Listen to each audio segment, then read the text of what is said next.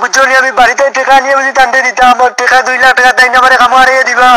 আমি এখন কই দিতে উপাস উমর ভিতরে বুঝলি আমি আমার বেদনায় ধর যাই মনে মরি যাই, আমার জেলা মারো তুমি তাই, আমার জেলা মারো তুমি তাই টেনশন নেবাও বুঝলি, আমার কয় মারি লিব জিও করে লিব, কয় টাকা না দিলে তোরা কামত দাম না। আমি হ্যালো এভরিওয়ান, আসসালামু আলাইকুম রহমতুল্লাহি ওয়া বারাকাতুহু। সবাই কেমন আছেন? আশা করি সবাই ভালো আছেন, আমিও ভালো আছি আলহামদুলিল্লাহ। আপনারা দেখতেছেন বি কেয়ারফুল ইউটিউব চ্যানেল এবং বি কেয়ারফুল ফেসবুক পেজ।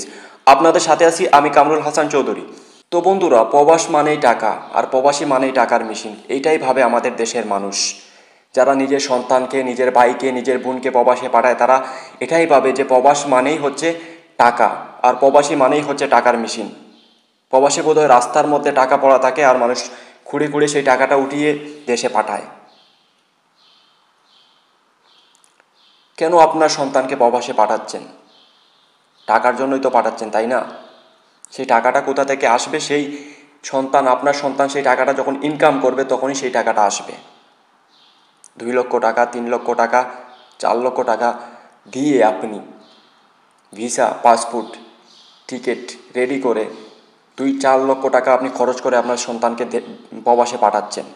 সেই 2-4 লক্ষ টাকা যদি আপনি নিজে আপনার সন্তানের হাতে তুলে দিয়ে বলতেন যে একটা বিজনেস কর, কোনো একটা কাজ করে এই টাকা দিয়ে, হয়তো সে দেশে সেই টাকা দিয়ে কোনো একটা কাজ করতে পারতো, কোনো একটা ব্যবসা করতে পারতো, কোনো একটা কাজ শুরু করতে পারতো।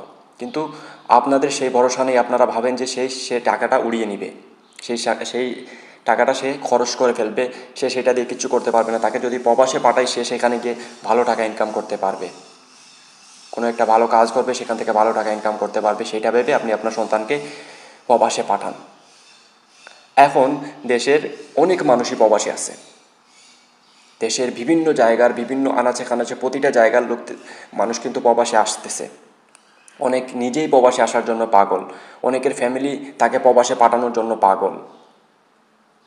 হ্যাঁ, অবশ্যই আপনি আপনার সন্তানকে প্রবাসে পাঠাবেন। কেন আপনার সন্তান প্রবাসে আসবে না?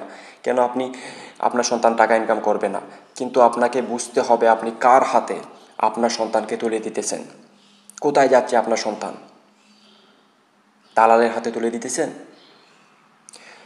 দালালের হাতে যদি আপনার সন্তানকে তুলে দেন, তাহলে বুঝতে হবে যে আপনার সন্তানের উপর কি যাচ্ছে।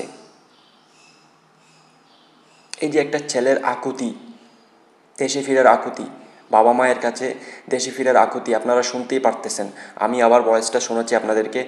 লাস্ট ফোন কল বা লাস্ট ভয়েস হতে পারে এটা আমি কালেক্ট করেছি। আমি জানি না এটা আসলে ফোন কল নাকি ভয়েস, কিন্তু আমি কালেক্ট করেছি। সিলেটের একটা ছেলে সিলেটি ভাষায় কথা বলতেছে, সেই জন্য আমি বলতেছি যে সিলেটের একটা ছেলে সৌদি আরব প্রবাসী। সে সৌদি আরব যাবার পর কী হয়েছে, দালাল তাকে আটক করে ফেলেছে। তাকে কোনো কাজেও যাইতে দিতেছে না, ঘর থেকে বের হতে দিচ্ছে না, ঘরের ভিতরে দরজা বন্দি করে রাখতেছে, খাবার দাবার দিচ্ছে না। সেই ছেলেটা মরবার অবস্থা। হয়তো মৃত্যুর আগে তার এই লাস্ট ফোন কল ছিল, হয়তো বা মৃত্যুর আগে তার লাস্ট এই ভয়েসটা ছিল তার বাবা মায়ের জন্য। কোনো না কোনোভাবে সে এইটা করার চেষ্টা করেছে এবং কাউকে দিয়ে সে ম্যানেজ করে কোনোভাবে সে কল করেছে বা ভয়েস পাঠিয়েছে তার বাবা মায়ের জন্য, তাকে দেশে ফিরিয়ে নেবার জন্য। সে কী পরিস্থিতির মধ্যে আছে, সেই পরিস্থিতি থেকে বেরিয়ে আসার জন্য বলতেছে। কিন্তু কি করবে? সে যেই জায়গায় আছে সেইখানে বাবা মা আসা সম্ভব না, কারণ দূরপ্রবাস। এখানে আসতে হলে ভিসা লাগবে, পাসপোর্ট লাগবে, টিকিট করতে হবে, তারপর আসতে হবে, তারপর আসার পর সেখান থেকে খুঁজে বার করতে হবে। সেখানে আসা সম্ভব না। মাফিয়া দল, যেই দালালগুলা অনেক বড় বড় মাফিয়া গ্যাংস সৃষ্টি করে রেখেছে প্রবাসের মধ্যে, আমরা জানিও না। আমাদের দেশে যেরকম ব্যাকওয়ার্ড জায়গা আছে, সেই রকম প্রবাসেও কিন্তু ব্যাকওয়ার্ড জায়গা আছে। ব্যাকওয়ার্ড জায়গাতে নিয়ে যদি আপনার সন্তানকে কেউ বন্দি করে রাখে, তাহলে সেখান থেকে তার কোনো আওয়াজও কেউ শুনতে পারবে না, তার কোনো আর্তনাদ কেউ শুনতে পাবে না। তো আপনার সন্তানকে আপনি কার হাতে তুলে দিতেছেন চিন্তা করবেন, সেটা ছেলে হোক বা মেয়ে হোক। এখন আমাদের দেশে অনেক নারীও প্রবাসে আসে। আসার পর যে তার সাথে কি হচ্ছে সেটা কিন্তু ফ্যামিলির মানুষ চিন্তা করে না। ফ্যামিলির মানুষ শুধু চিন্তা করে আমার ছেলে বা আমার মেয়ে প্রবাসে চলে গিয়েছে, এখন সে অনেক টাকা কামাবে, আমাকে টাকা পাঠাবে, আমি সেখান থেকে মানে শান্তিতে সুখ শান্তিতে এখন দিন কাটাতে পারবো।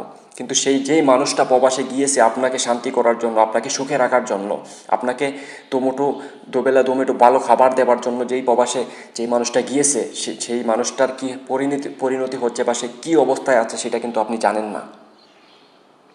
অনেক প্রবাসী আছে সারাদিন না খেয়ে কাজ করে, কষ্ট করে, দিন শেষে যখন বাড়িতে ফোন করে বা যখনই বাড়িতে তার কোনো ফোন আসে বা সে ফোন করে কথা বলে, তখন সে খাক বা না খাক বলে যে হ্যাঁ বাবা, হ্যাঁ মা, আমি ভালো আছি,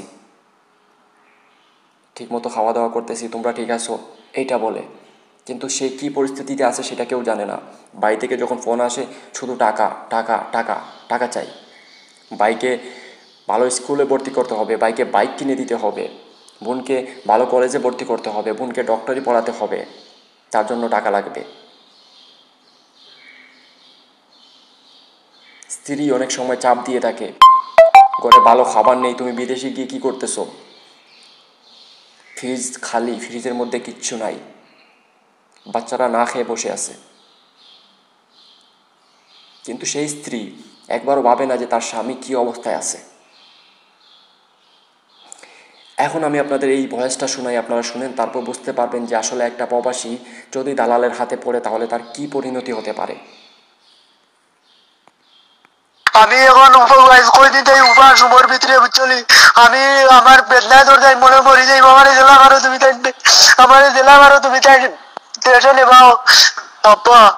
আমি আজ কয়দিন থেকে যোগাযোগ করতাম পারি না, আমার মোবাইলে তো এমবি নাই, আমার সিম নাই, কিছু লিয়ে দিছই না, আমারে দরজা দরজা বন্ধ করিয়ে তুই রাখছই। আমার কইলাম বাড়িতে টেকা নিয়ে টান্ডে দিতাম বুঝলি, আমি টান্ডে দিতাম বুঝলি, আমি বাড়িতে টেকা নিয়ে বুঝি টান্ডে দিতাম, টেকা 2 লাখ টাকা দেয় না, আমার কামো হারিয়ে দিবা।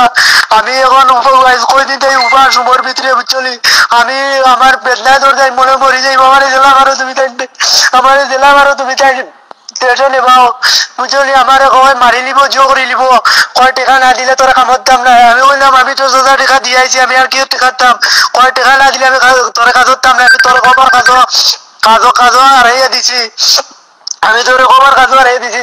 আমি বললাম চাচা আমার তুমি খবর যেবার কাজ হারাই দিছো, পালা কাজ তুমি হারাইয়া দিতে, আমার জন্য কাজ হারাই দো চাচা, আমার অন্তই বাহরে দিলা বুঝলি। আপনার দোষ, আমি বাড়িতে গিয়ে টিকা আনতাম। এখন আজ কয়দিন থেকে আমার তুমি আমার পেটের উপরে উঠে তুই টিকা আনবি নি বাড়িতে, আনলে তোর কাজ দিব, আনলে তোরে মারি নিবো, বাদে তোর বাড়ি কইবো তুই বাগিয়া গেছো খালো বুঝলি। আমি রুমের ভিতরে বাইরে তাই বুঝলি, আর এগুলো ডাকিয়া কইছি ভাই, এগুলো খান দিয়া কইছি ভাই আমার অপশনটা একটা বার দেন পারে কেন মাতি বুঝলি, ওদের কোর্ট কইছি আমি অপশন লাগাইয়া বুঝলি। আমি মাতিছি, আমি বয়সটা দিয়ার ওই কি অপশন বন্ধ করিল, আমার তাই কইলে আমি টেকা নি দেন না। কোনোভাবে কারোর কাছ থেকে হটস্পট তার ফোনে অ্যাড করে লাগিয়ে সে কথা বলতেছে। বুঝতেই পারতেছেন দালাল কত ভয়ঙ্কর। আমাদের দেশে না, বিশ্বের প্রতিটা জায়গায়, প্রতিটা সমাজে মানুষ নামের কিছু হিংস্র পশু সমাজে বাস করতেছে। এদের চেহারাটা মানুষের মুখোশ লাগানো, কিন্তু ভিতরে ভয়ঙ্কর হিংস্র মানুষ খেকো জানোয়ার বসত করতেছে। এই যে দালালটা তার সাথে এইরকম ব্যবহার করতেছে, ভাবেন সে কত বড় হিংস্র পশু। আরে ভাই, একটা মানুষকে এত নির্যাতন কেন করতেছিস? কিছুটা টাকার জন্য, তাই না?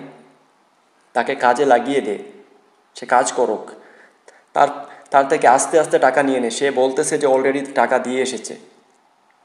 আর আমরা জানি দালালরা কখনোই পুরো টাকা পেমেন্ট না পাওয়ার আগ পর্যন্ত কাউকে ভিসা দেয় না, আর যদি দেয় তাহলে সে সেইখানে আনার পর তাকে আটক করে রাখে, পুরো পয়সা আদায় হবার পর তাকে কিন্তু কাজে লাগায় বা ছেড়ে দেয়।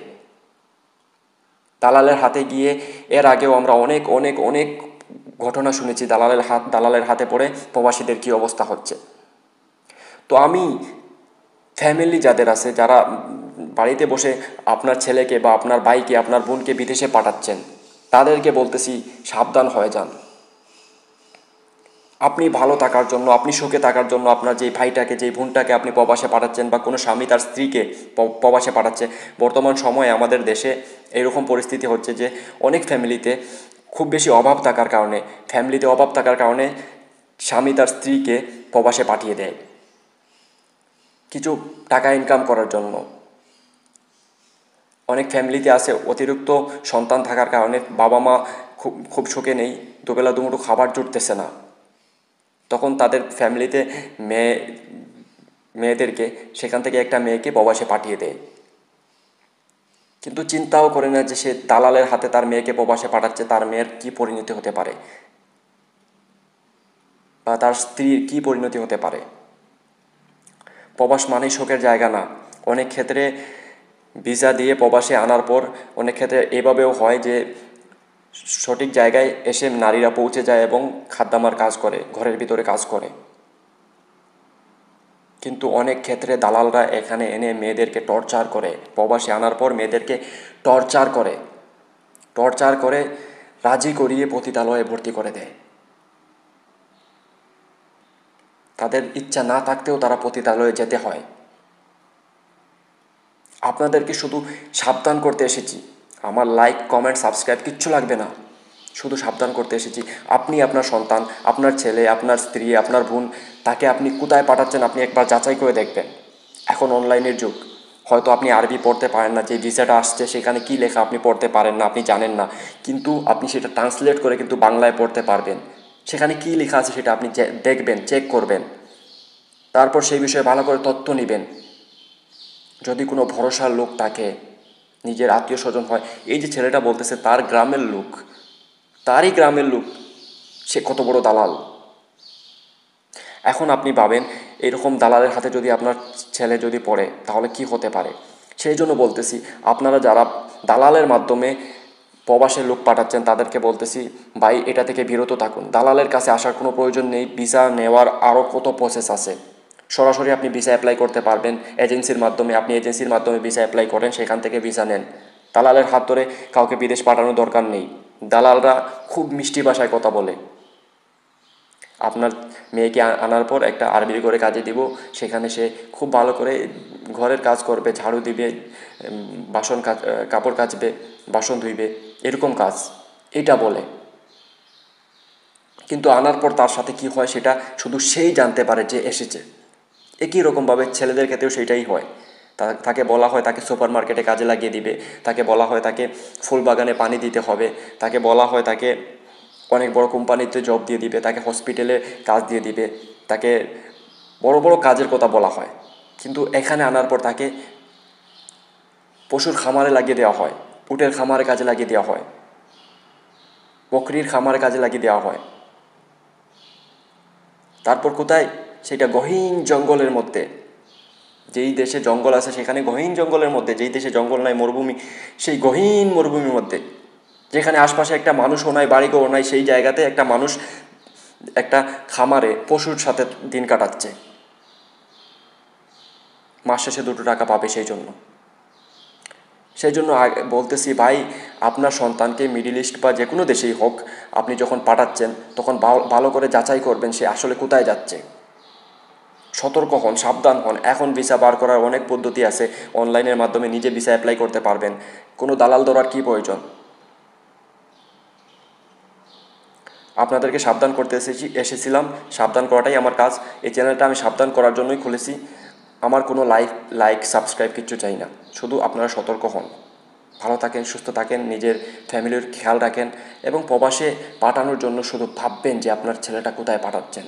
এটা ভেবে তারপর আপনার যদি মনে হয় যে সঠিক জায়গায় পাঠাচ্ছেন তখনই আপনি পাঠাবেন এবং ভালো করে যাচাই করে পাঠাবেন। ভালো থাকেন, সুস্থ থাকেন। আল্লাহ হাফিজ। দেখা হবে নেক্সট ভিডিওতে। আসসালামু আলাইকুম ওয়া রাহমাতুল্লাহি ওয়া বারাকাতুহু।